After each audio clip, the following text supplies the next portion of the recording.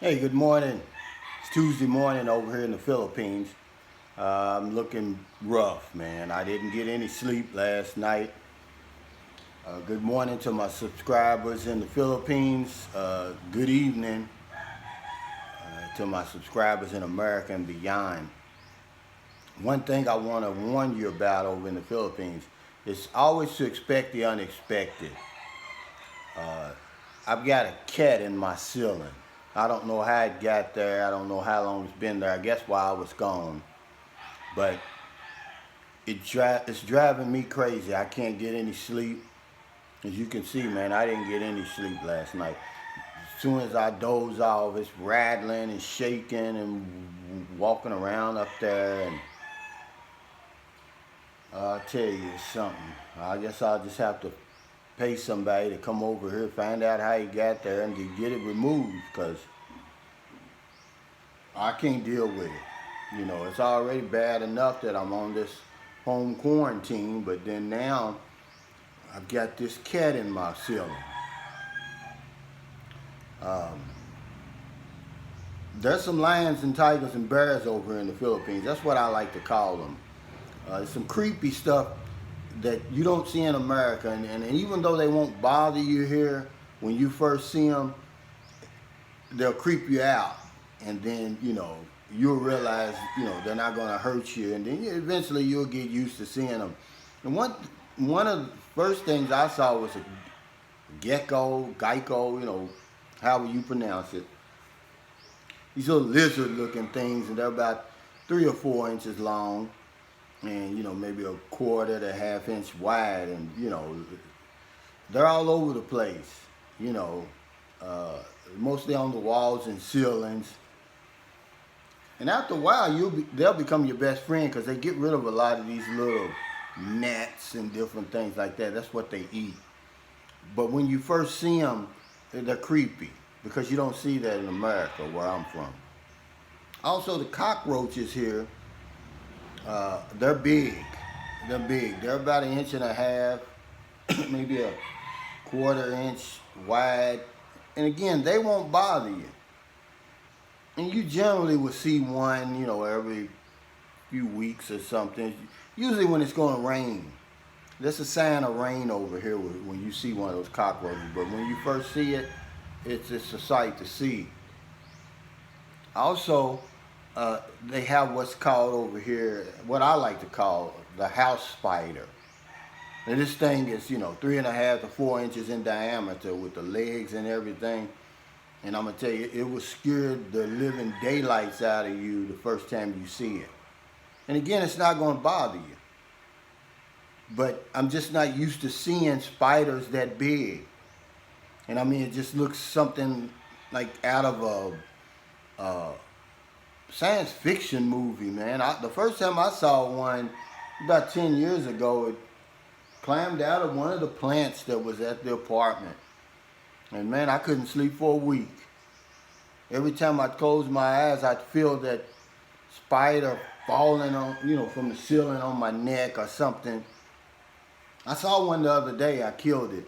I kill them right away now. I don't let them. But you only see one maybe once every 6 months. I'm thinking about doing a video on how to combat loneliness and homesickness over here. And I don't feel that now. I think it's kind of past me. Sometimes, my daughter recently had a baby, and that kind of, made me want to go home a little while and see the baby. But every time I think about going home and I turn on the news, I pick up the newspaper, it reminds me why I came here to begin with. I'm from Louisville, Kentucky, in the Midwest. It's not Chicago or St. Louis or any place like that, but for some reason with this pandemic, man, the murders are just so high. It's 121 murders so far. It's only September. This is a metropolitan area. I mean, that's all the surrounding suburbs and everything put in together. It's only like 1 million people.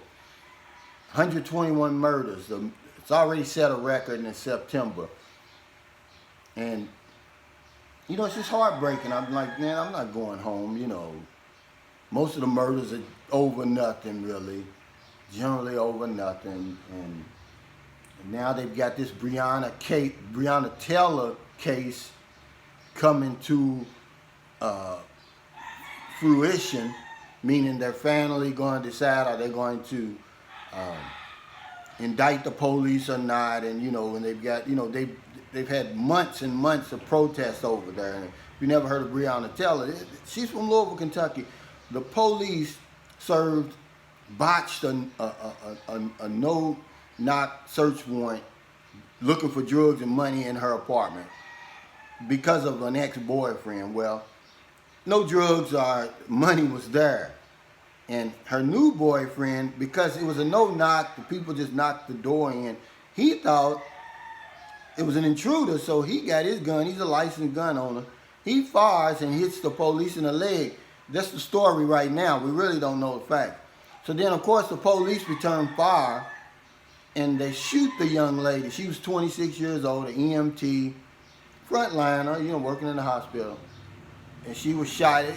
I've read 5 times in the newspaper, and the news says 8. Anyway, they killed her right in her own apartment. And, man, people around the country went crazy.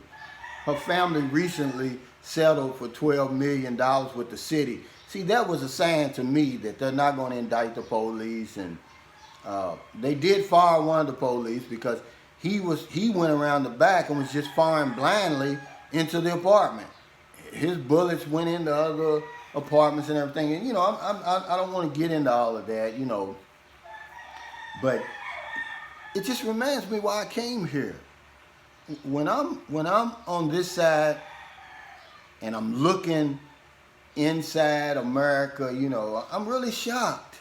Because when I was there, you're so busy with life that you really don't view it as being as violent as it really is. Because you get so used to it, you get so numb. But once you move out of America and you're on the outside looking in, man, it's just it looks so chaotic over there. And I'm really embarrassed a lot of it.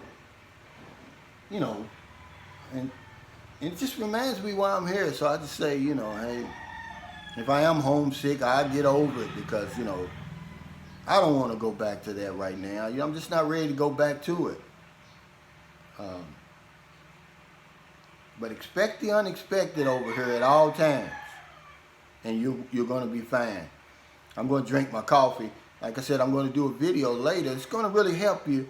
I got some tips on how to combat homesickness and loneliness. Because whether you realize it or not, this is not a never-ending party over here. This isn't paradise 24 hours a day. Once you get settled in and you batten down the hatches, you're going to have your days, You may listen to a song, you may see something on TV, and it'll kick your butt if you don't have a routine that you can fall back on, okay? And thanks so much for watching my videos. I really appreciate it. It's early over here. I got up early because I didn't get no sleep. But remember, I'm boots on the ground.